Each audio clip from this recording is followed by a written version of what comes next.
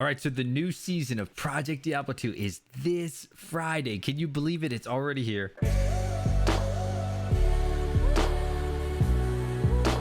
It's going to be the 12th of March.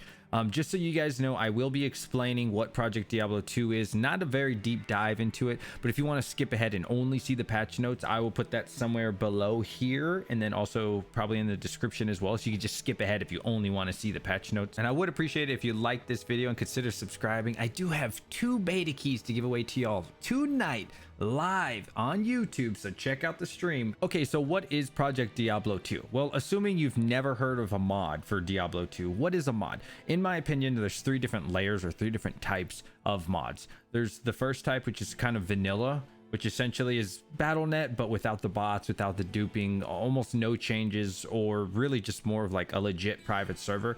That's not what this is. This is kind of in the middle, the second bracket, where I think there's changes to the game, but it still feels like Diablo 2. It's more like they added to than took away from, or added like median excel, which would be our third category, which is very extreme. If you go into that third category, the game does not feel like Diablo 2. It doesn't look like Diablo 2. You know, it's just a completely different game in a totally different genre. But coming back to the second bracket, in my opinion, Project Diablo 2 is kind of in the middle. There are definitely a lot of changes, but it still feels like the original game that we all love and know.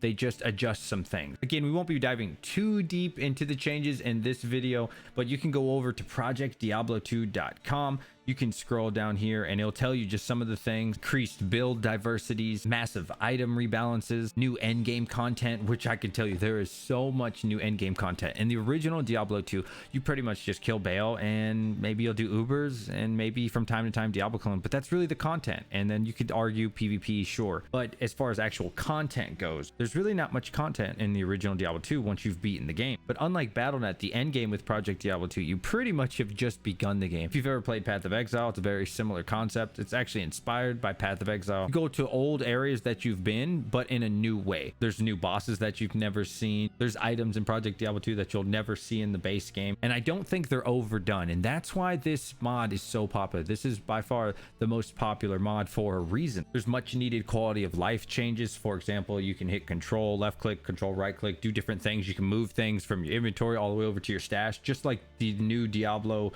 Remastered that's coming out. All these things are already implemented in this current mod. There's also a larger inventory, a larger stash. For example, I think almost all Diablo players have heard of the Harley Quinn crest Shaco. Well, you could basically take this item and you could keep it for your character, or you could gamble it away and potentially, by corrupting it, make it too open-socketed.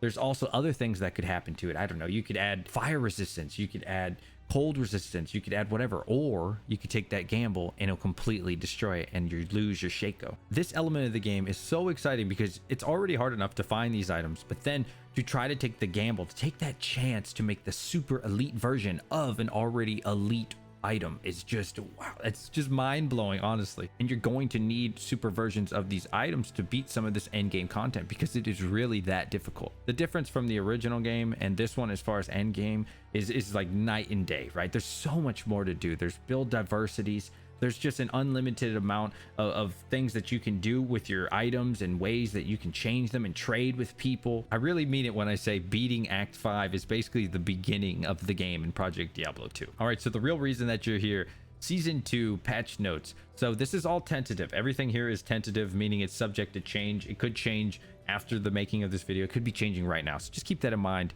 It could change before Friday. Getting into the general changes: reduced PvP damage to players by 50%. This is a really good thing because in most mods, you can't do PvP. The damage is just too strong. Everybody gets one tapped. Things are unbalanced for PvP specifically. So I know they're trying to rework that, and they do want to have PvP in this mod. That'll be really exciting.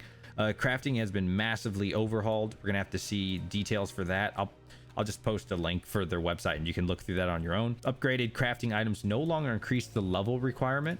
Mephisto Council moved around and 2 additional council members added to Durance Hate level 3. Diablo's health on hell difficulty has been increased. If you don't already know from season 1, be careful with Diablo. This isn't the original Diablo boss that you remember. This dude will mess you up. Item procs now use the proper skill level for curses. Change dull runes and weapons from replenish life plus 15, which no one ever uses, to 25% increased damage. That is a big change. I could see, you imagine if you put like 4 of those in an item somehow or whatever, that's gonna be a really big deal. Flawless gems now drop in Act 4 normal mode.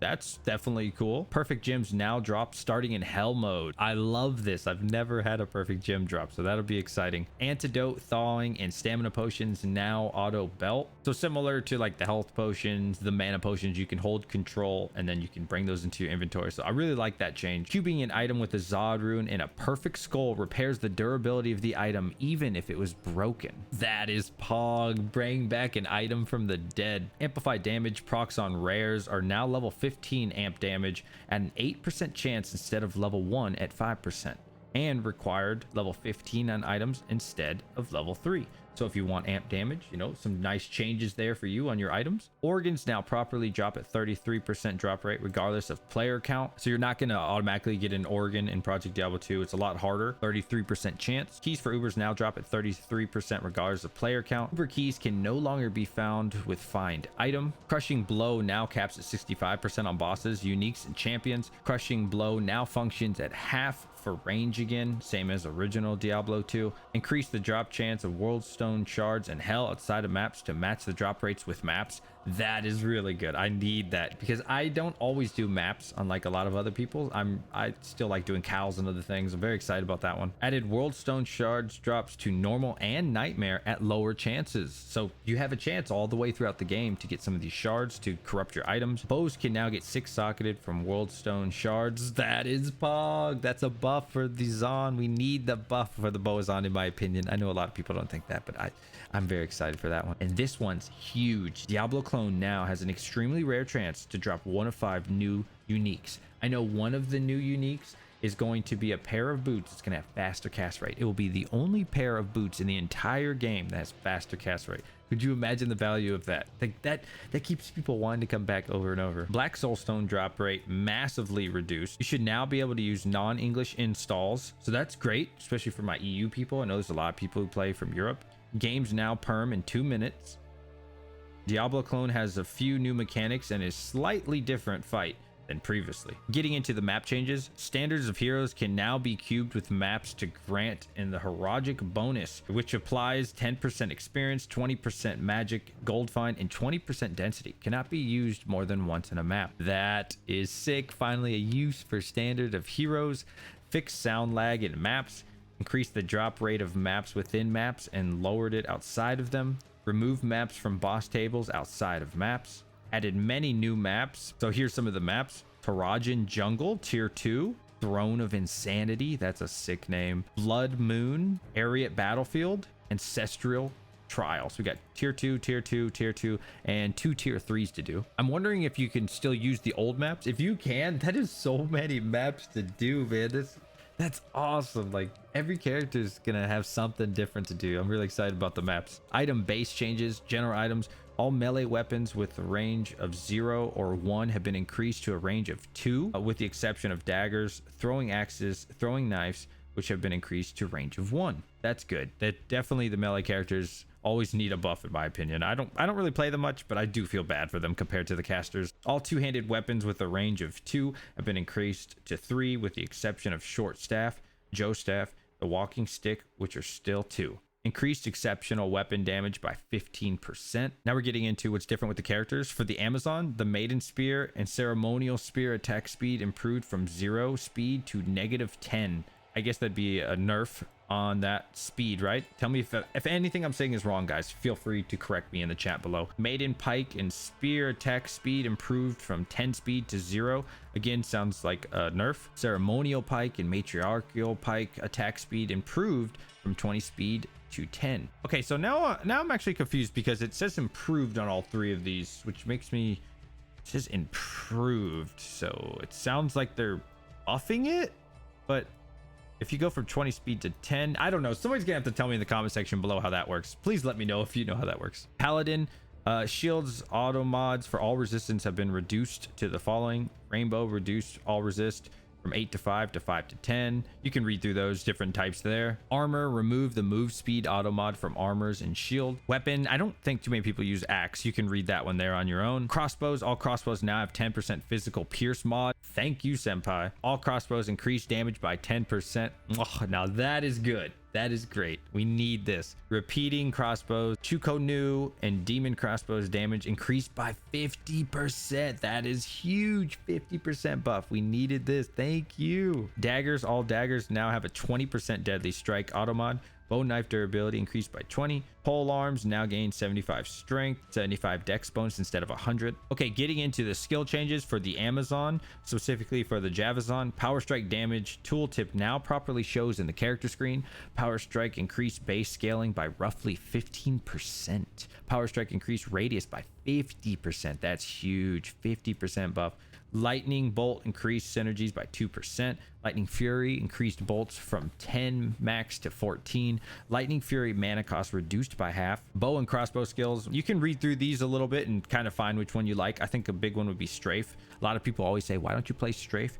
I tried it. I don't know. It's not for me, but maybe eventually it will be. Strafe damage per level increased from 14% to 16. So yeah, I'll give strafe one more chance for you guys. Getting into traps, which I feel like is very important. Traps now gain percent and -% elemental bonuses. For traps, this is a lot to read, so you could probably check that out on your own, but we'll just read some of the highlights there. Traps now gain percent and -% elemental bonus. This includes facets. Wake of Fire level 8 through 16 scaling increased from 5 per level to 6 per level, and level 28 plus scaling reduced from 39 per level to 34 per level. So a little bit of nerf as you level up. Druid, which is a very popular character in Project Diablo 2. Elemental skills, Firestorm synergies increased from 23% to 25. Molten Boulder synergies increased from 10% to 12. Fissure synergies increased from 6% to 8. Twister synergies increased from 15% to 20. Volcano synergies from 8 to 10. Tornado increased from 11 to 14%. Gust now chills instead of stuns. So some good buffs there on the Druid. And finally, map changes, new additional maps and 2 dungeons. That's huge.